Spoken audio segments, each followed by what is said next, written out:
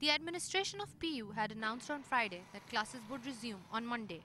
However, the university presented a deserted look as the week began. Faculty members at the university went on a strike after a professor was manhandled by the student members of IJT 2 weeks back.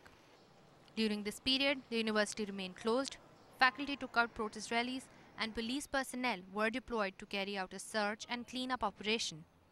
All of this had a negative impact on the students. एक week की और ख़बर आ रही है कि एक week और बंद रहेगी।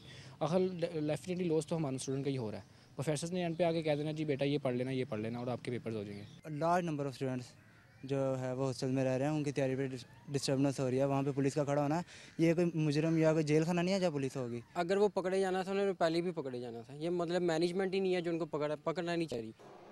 The administration of PU, however, is content in having persuaded the faculty members to resume the classes after providing sufficient security on campus. There is strong police presence in campus today that has shown security to the teachers, that has shown security to the students.